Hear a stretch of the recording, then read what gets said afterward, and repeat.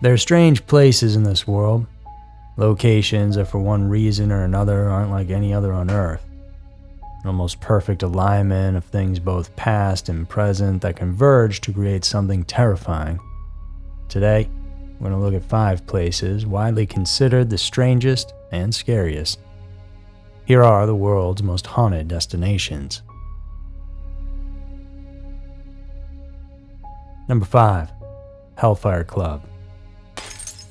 Ireland is a land filled with rich history, mysteries, and myths. But there's one area, high up on Mount Plia hill, that terrifies like no other. Known as the Hellfire Club, the structure that stands there now was initially built on a passage tomb, which is a burial chamber holding one or more graves. These passage tombs date as far back as 4500 BC and were surrounded with large boulders with just one narrow passage to get in or out. The structure built on the hill that would later become known as the Hellfire Club was first built in 1725 by a man named William Conley, who was the Speaker of the Irish House of Commons. He was known as the wealthiest man in Ireland at the time, and it was built as a hunting lodge for him and his friends. It said that Conley used the sacred boulders in the area for constructing the building, which would help explain why the place is so haunted today. Once it was finished, the building was composed of 2 floors. The upper floor had a large hall and 2 rooms.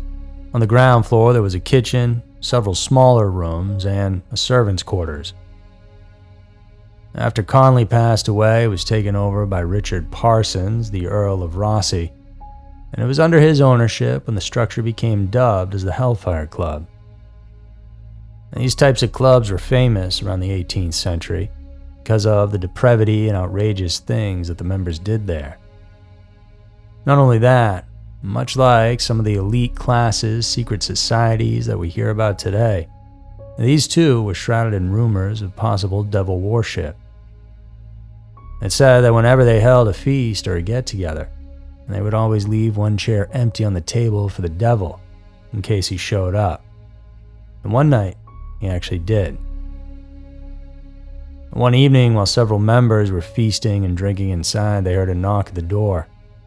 It was a man no one recognized, but the stranger was let in and invited to join in the debauchery. Everything was fine at first. It wasn't until one of the club members, while dropping a card from the table, bent over to pick it up, and he noticed the stranger's cloven hoofs. There were also stories of how the black cat, which served as the club's mascot, was possessed by the devil. The story goes that a visiting man who insisted on going to the Hellfire Club was found dead by a stream nearby the following day.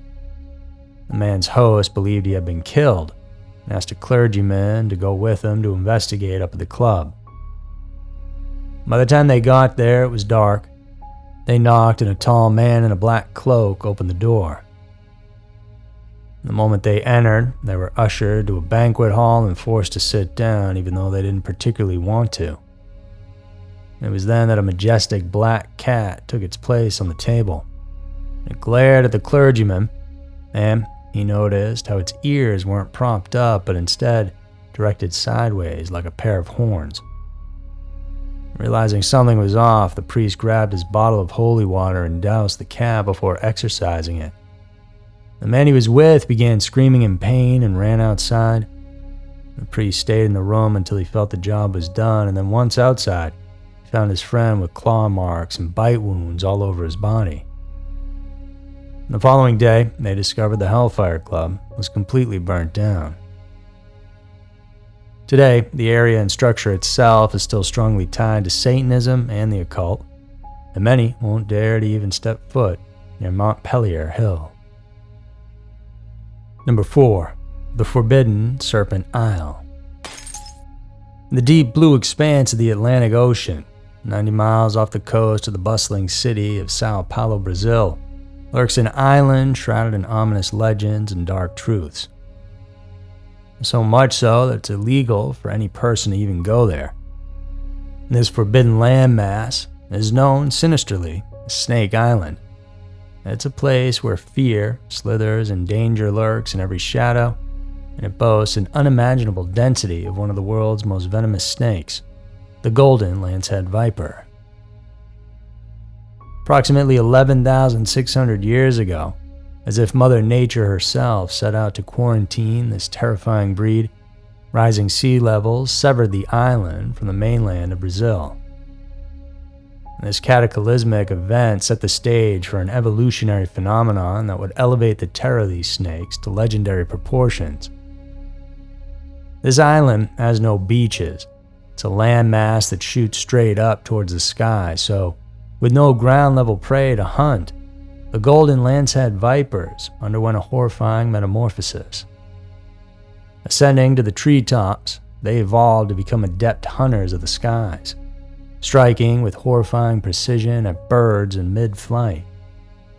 And because the confines of the island rendered traditional predation methods obsolete, they generated a venom so potent it could render its prey lifeless in mere moments. The venom of the golden lancehead is literally a potion of instant death. 5 times stronger than any of their mainland ancestors, it's capable of melting human flesh. There are stories of sailors who have run ashore here, never to be seen again, and because of this, the Brazilian government was forced to forbid public entry. Yet, as with all forbidden lands, the haunting allure of Snake Island continues to captivate the dark recesses of the human imagination. And tales of unimaginable treasures hidden deep within its snake-infested forest, and of brave souls who ventured there never to return, continue to permeate the sinister folklore of Brazil's coastal communities. Number 3. Highgate Cemetery. Known as London's most haunted cemetery, the Highgate has stood its ground for 184 years, and in Victoria-era England, it was the final resting place for those in high society. Beautifully intricate graveyard walls, meticulously crafted headstones, and distinct markers were the norm, as each family attempted to outdo one another.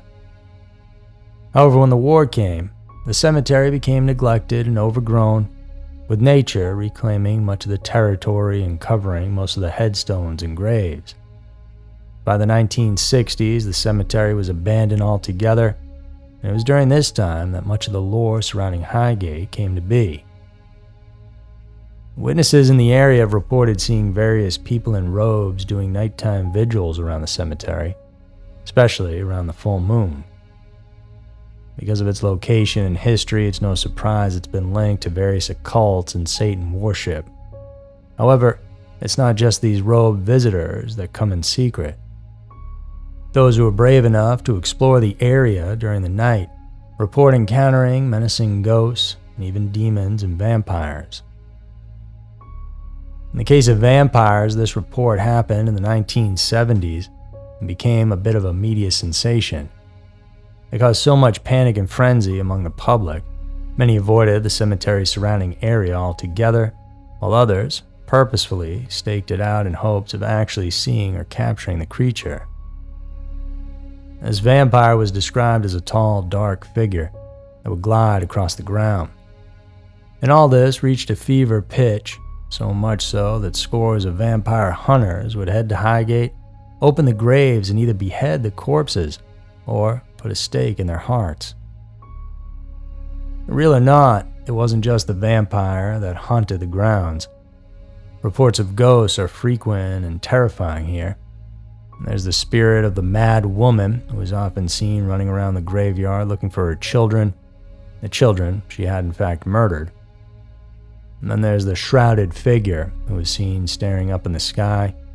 And when she's approached, she disappears only to reappear just a few feet away in the same position. Another sighting is the devil ghoul. Those who have come across the creature say it has a piercing gaze, but when you shine a direct light on it, it immediately disappears. Aside from spectral manifestations, people who stay in the cemetery often hear wailing from out of nowhere, and unknown forces have assaulted some people. With these cases reported by countless individuals over the years, it's no surprise that Highgate Cemetery has remained one of the most haunted places on Earth. Number 2. Edinburgh Castle, Mary King's Close. It's no surprise Edinburgh, Scotland shows up on this list. Bearing thousands of years worth of history, Scotland is one of those places that force you to face the past, even if you don't want to. And two of the most famous places that attracts unique paranormal energy is Edinburgh Castle and Mary King's Close. Edinburgh Castle has been standing for over 900 years. Built as a military fortress, it's seen kingdoms come and go. Its walls a silent witness to countless drama, executions, invasions, and even murder. Like most old castles, it wasn't just a place of dwelling for prominent families and individuals. It was also a place of death. Those who have visited here report experiencing various phenomena, including seeing a phantom piper, the spirits of French soldiers killed during the 7 Years' War, as well as American revolutionaries. There's even a ghost of a dog wandering around the cells. In 2001, the castle itself was chosen as the site of one of the largest paranormal research efforts ever conducted. It involved more than 200 people who were given a chance to freely explore the castle, including secret passages and various forgotten chambers. They weren't told which areas were considered haunted and which ones weren't. By the end of it, 51% of the individuals who had wandered into the haunted areas without knowing it reported various paranormal experiences. And this included the feeling of being watched, clothes being tugged and even scratched at some point. And in contrast, only 35% of the participants who explored non-haunted areas reported any paranormal activity. And it's not just Edinburgh Castle that's making headlines as a haunted place in Scotland. As mentioned, there's also the mysterious Mary King's Close. Named after a former 17th century merchant, Burgess, who lived in the close, the area is composed of narrow underground closes and were lined with dwellings that reached up to 7 or 8 stories high. The area once served as the center of trade and industry in Edinburgh before it was abandoned in 1645 because of plague outbreak. However, not everyone wanted to leave. Thomas Coldhart was a prominent lawyer and resident of the close. When everyone left, he and his family chose to stay, but it didn't turn out as they had hoped. The family was nearly driven mad after images of disembodied limbs, including a phantom child with no body, would keep haunting them. Today, the area functions as a tourist spot with ghost hunts offered to those adventurous enough. One well-known story from the close is that there's a little girl seen crying in one of the small rooms. When a famous Japanese medium visited the place, she felt a tug on her clothes, and when she turned around, she saw the little girl crying in the corner of the room. And this child told her she had died in the area during the plague, and she had lost her little doll. The medium left her a doll, and ever since, guests have been leaving them as well. Today, Mary King's Close and Edinburgh Castle are still prominent areas that remain high on the haunted list. Number 1. Paveglia Island. Death was so rampant on Paveglia Island that it's said nearly 50% of the topsoil is made up of human remains. The first mention of the island was in 421. People fled here to escape the barbarian invasions, and since then, it's been both occupied and abandoned several times. By 1776, Paveglia became the jurisdiction of the Magistrato alla Sanità, or the Public Health Office. Under their watch, Paveglia became a checkpoint for goods coming in and out of Venice. Shortly after, some cases of plague were reported on 2 ships visiting the island.